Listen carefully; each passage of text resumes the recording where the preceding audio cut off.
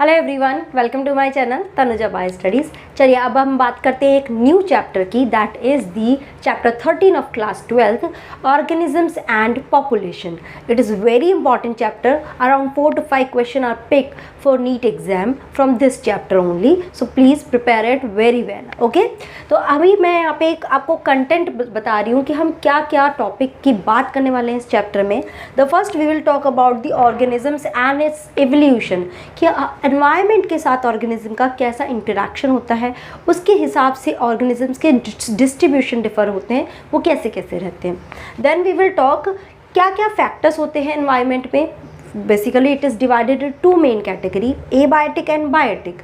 Abiotic that is non living, उसमें हम बात करेंगे टेम्परेचर का इफेक्ट क्या होता है, वाटर, लाइट एंड सॉइल, सबके हिसाब से क्या क्या वेरिएशन क्रिएट होते हैं। Then we will talk about the response to these abiotic factor, कि ऑर्गेनिज्म इन एबायोटिक फैक्टर के अगेंस्ट क्या क्या रिस्पॉन्स देता है। That is also 4 type. Regulate type के ऑर्गेनिजम्स होते हैं, कुछ कन्फर्म होते हैं, कुछ माइग्रेट एंड कुछ सस्पेंड कैटेगरी में आते हैं।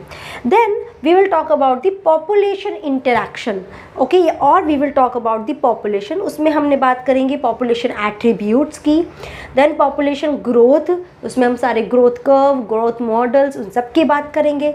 life history variation क्या होता है, and at last population interact कैसे करती है, उसमें भी अलग types होते हैं like predation, competition, parasitism, commensalism and mutualism। तो सबको ही हम और डिटेल में बात करेंगे। so in organism and environment what, अगर हम एक इकोलॉजी को, किसी इकोसिस्टम को स्टडी करते हैं, किसी ऑर्गेनिज्म का एनवायरनमेंट के साथ रिलेशन के साथ, तो उसको हम बोलते हैं फिजियोलॉजिकल इकोलॉजी। ध्यान रखना, इस पे क्वेश्चन पिक हो जाता है, विच टाइप ऑफ इकोलॉजी। अगर हम किसी एक पॉपुलेशन के साथ डील करते हैं किसी भी इकोलॉजी को, that is called physiological ecology. Okay, now अगर हम इसमें देखें इकोलॉजी में, बिकॉज एज यू नो हमारी जो अर्थ है वो सर के चारों तरफ रोटेट करती है, एज वेल एज वो भी थोड़ी सी टिल्टेड है अपनी एक्सिस पे भी। उसकी वजह से क्या होता है, जितने भी सीजन होते हैं, you know there are so many season, it's only because of this rotation of earth around the sun. तो उसकी वजह से इतने सीजन्स होते हैं, उसके हिसाब से हर सीज़न में भी टेम्परेचर में या रेनिंग में या स्नो में, हर चीज़ में भी वेरिएशन क्रिएट होता है। कहीं पे बहुत ज़्यादा टेम्परेचर होता है, कहीं बहुत लो टेम्परेचर होता है। This variation is also taken place which is called annual variation, कि पूरे साल में टेम्परेचर कितना वेरिएट करता है। Okay, so there is a intensity and duration of temperature also do variation, as well as there is a variation in precipitation. ठीक है, किस दो चीज़ के लिए हम बात कर रहे हैं, there is a annual variation for temperature. Temperature कभी ज़्यादा होता है, कभी कम होता है, ड्यूरेशन भी ज़्यादा होता है या कम होता है।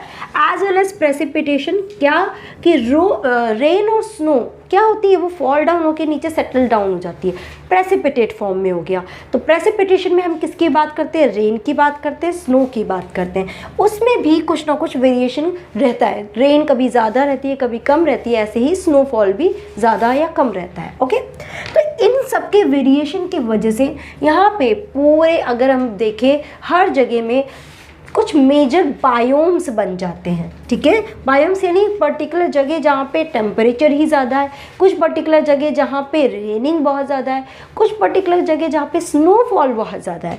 तो कौन कौन से मेजर बायोम में, दैट इज़ द डेजर्ट जहाँ पे टेम्परेचर बहुत ज़्यादा होता है, rain forest, name show, raining बहुत ज़्यादा है, एंड टुंड्रा जहाँ पे स्नोफॉल, कोल्डर एरिया बहुत ज़्यादा है। सी क्या होता है, जब किसी भी इकोलॉजी को हम स्टडी करते हैं तो उसकी जो बेसिक यूनिट होती है that is called the organism. Basic unit is organism, और you can say basic unit is individual. ठीक है, ये सारे जो ऑर्गेनिज्म है जब ये आपस में इंटरेक्ट करते हैं, एक साथ मिलकर रहते हैं, तो ये क्या बना लेते हैं, पॉपुलेशन। फिर बहुत सारी पॉपुलेशन मिलके क्या बनाती है, कम्युनिटी, और फिर बहुत सारी कम्युनिटी मिलके एट लास्ट क्या बनाती है, बायोम, जिसकी हम बात कर रहे हैं। ओके, समझ आए बायोम। अगर आप इस डायग्राम में देखेंगे मेजर बायोम्स, तो देखो यहाँ पे बहुत सारे बायोम्स हैं।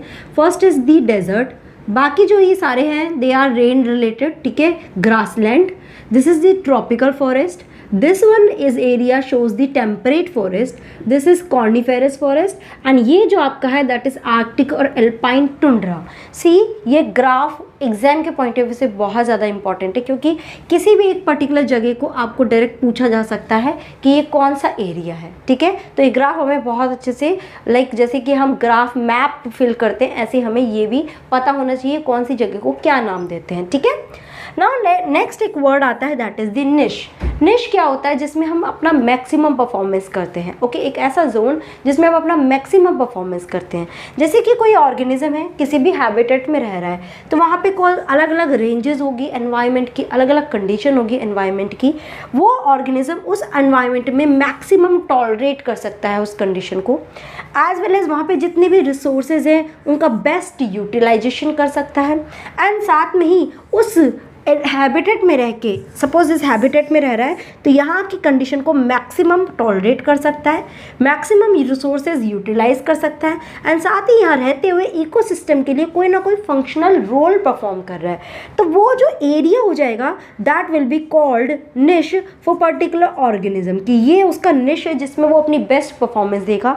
इस एरिया से निकाल के अगर उसको इस जगह ले आए तो यहाँ पे वो अपना परफॉर्मेंस नहीं दे पाएगा बेस्ट। तो the area around that organism जो अपना बेस्ट परफॉर्मेंस देता है, बेस्ट यूटिलाइजेशन करता है, कोई ना कोई फंक्शनल रोल परफॉर्म करता है, that is called niche, okay. याद रखना, it is very important for exam point of view. तो ये तो हमने इसकी बात करी। Now we will talk about some abiotic factors. तो अगर हम पहला एबायोटिक फैक्टर की बात करें दैट इज़ व्हाट? टेम्परेचर, ठीक है। अब देखते हैं टेम्परेचर का क्या इफेक्ट होता है। टेम्परेचर यू नो कि जब हम इक्वेटर से पोल की तरफ जाते हैं तो टेम्परेचर डिक्रीज़ होता है। ऐसे ही हम एक ग्राउंड से माउंटेन की तरफ जाएंगे तो भी टेम्परेचर डिक्रीज़ होगा। तो ऑब्वियसली उसके हिसाब से प्लांट्स में भी वेरिएशन मिलेगा, एज वेल एज एनिमल्स भी उसी हिसाब से मिलेंगे। जो हाई टेम्परेचर बिहेव कर सकते हैं वो हाई टेम्परेचर एरिया में मिलेंगे, और जो लो टेम्परेचर बिहेव कर सकते हैं वो लो टेम्परेचर एरिया में मिलेंगे, ठीक है। जैसे कि यहाँ पे कुछ ऐसा टेम्परेचर होता है जहाँ पे सब जीरो लेवल होता है, माइनस डिग्री में भी टेम्परेचर होता है। एंड उसके अलावा वेरिएशन क्या होता है कि 50 डिग्री से भी ज़्यादा टेम्परेचर भी एक्सीड कर जाता है, लाइक डेजर्ट, ओके ना। कुछ थर्मल स्प्रिंग्स होती हैं या डीप सी हाइड्रोथर्मल वेंट्स होते हैं जहाँ पे टेम्परेचर कितना होता है? More than 100 degree centigrade temperature रहता है। तो ये सब क्या है? टेम्परेचर के बहुत सारे वेरिएशन क्रिएट हो रहे हैं ना। इसी के बेसिस पे दो कैटेगरीज में डिवाइड की हैं organism. One are called the eurythermal, another called the stenothermal.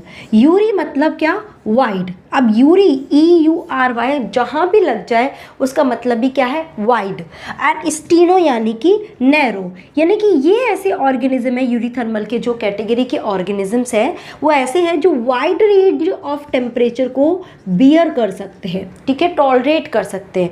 But stenothermal जो कैटेगरी के ऑर्गेनिज्म से वो नैरो रेंज ऑफ टेम्परेचर को ही टॉलरेट कर सकते हैं, वो इससे ज़्यादा टेम्परेचर टॉलरेट नहीं कर सकते, ओके। सो इसी की वजह से ही यहाँ पे बहुत अलग अलग जियोग्राफिकल डिस्ट्रीब्यूशन मिलता है।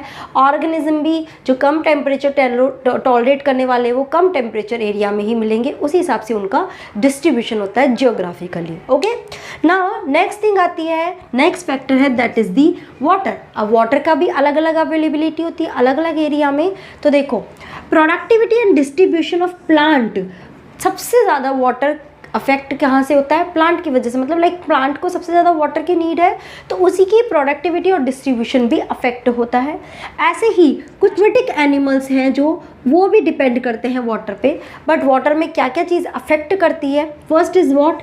Chemical composition of water. Water का केमिकल कॉम्पोजिशन क्या है?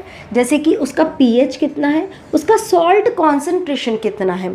सॉल्ट कॉन्सेंट्रेशन एक पर्टिकुलर टर्म में या यूनिट में उसको नापा जाता है, दैट इज़ दी पार्ट्स पर 1000। क्या है इसका फुल फॉर्म? पार्ट्स पर 1000, ओके। तो इसी फॉर्म में सॉल्ट कंसंट्रेशन को मेजर किया जाता है। तो यहाँ पे अगर देखेंगे इनलैंड जो वाटर है, इनलैंड यानी लैंड के अंदर का जो वाटर है, वहाँ पे सॉल्ट कंसंट्रेशन कितनी रहती है? Less than 5। सी एरिया में देखेंगे तो 30 to 35 इसका सॉल्ट कॉन्सेंट्रेशन है पीपीटी। एंड कुछ हाइपर सेलाइन लगून है, क्या है, कुछ ऐसे हाइपर सेलाइन लगून है जहाँ पे मोर देन 100 इसका सॉल्ट कॉन्सेंट्रेशन रहता है। तो सी देखो सॉल्ट का भी वेरिएशन अलग अलग है। तो उसी के हिसाब से ऑर्गेनिज्म भी दो कैटेगरी की हो गए। One is the euryhaline, as I told you यूरी है तो ये वाइड रेंज ऑफ सॉल्ट को बियर कर सकते हैं। And another is called the stenohaline, जो नैरो रेंज ऑफ सॉल्ट को बियर कर सकते हैं। ठीक है, तो यू कैन सी कि यहाँ पे भी अलग अलग वेरिएशन क्रिएट हो रहा है, उसकी वजह से ज्योग्राफिकल डिस्ट्रीब्यूशन भी अलग अलग रहेगा। ठीक है, अब हम बात करते हैं थर्ड फैक्टर की। तो थर्ड वाला जो फैक्टर है दैट इज दी लाइट। अब लाइट का क्या क्या इफेक्ट है, जो हर्ब्स और श्रब्स होते हैं they are adapted to low light intensity. ऐसा क्यों है, बिकॉज क्या है, ये जनरली ग्राउंड में मिलते हैं और फॉरेस्ट जो डीप और बहुत डेंस फॉरेस्ट होते हैं वहाँ पे क्या होते हैं, ट्रीज बहुत हाइट पे और इतना डेंस होते हैं कि वो सनलाइट को ग्राउंड तक नहीं पहुँचने देते। उस वजह से वहाँ पे जो हर्ब्स और श्रब्स है अब उनको सर्वाइव तो करना है, so what they get adapted to the low light intensity, वो उसमें भी काम करना सीख जाते हैं। नाउ सेकेंड थिंग आती है दैट इज अबाउट फ्लावर्स।